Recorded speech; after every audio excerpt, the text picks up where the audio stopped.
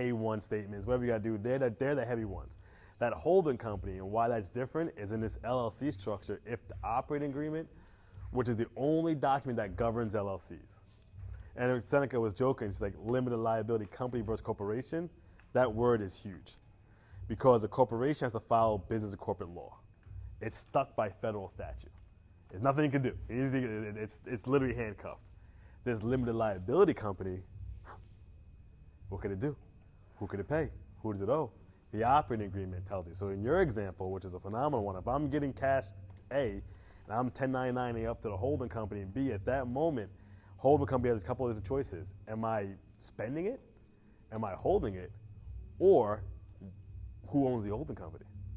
Or if it's owned by multiple other companies? In your case, your holding company wouldn't be in America. I mean, you're a perfect case offshoring immediately because you're so sophisticated in what you already do. And that's where the initial example I gave, where once you go offshore, all the rules are different because now you could take everything in and there's no income. But I never start people there because my company, believe it or not, and all the nice words, was born out of failure. I failed. I actually started a company in Bermuda, formation company. I wanted to set up offshore accounts with people. How could I miss? I had a lot of clients. I had a lot of athlete clients at the time. And I was like, how can people not want to jump on an offshore? You know, it's easy. This is what everybody wants. Zero. Blowing through all my savings, moved my whole family there, blew everything. It was a massive failure. And out of that failure grew this company now because I realized that it's not the formation, it's the structuring. Anybody can form. Go to LegalZoom, go to Zen Business, do it yourself, go to a library. What we do and we find out is our expertise is the structuring. Having 3, 5, 8, 10, 15, 20 different LLCs all working in conjunction. Real estate. I heard many times people said real estate. No industry uses LLCs more than real estate.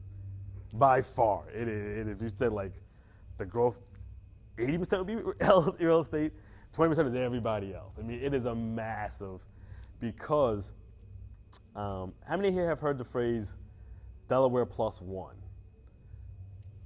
So what happens is Delaware plus one means you have a company locally, Texas, you form a Delaware one right on top of it for every transaction. Every property, every deal, everything you do in real estate, you always have a backup behind the scenes. Because what you want as a business owner is no liability. That deal goes south, leave it there. I'm not hitting the bag. My company is my company. I don't want Delaware Capital Ventures can't get in trouble if a Seneca deal goes bad in real estate. You got to separate that. So that's why these LLCs and this structuring become so valuable.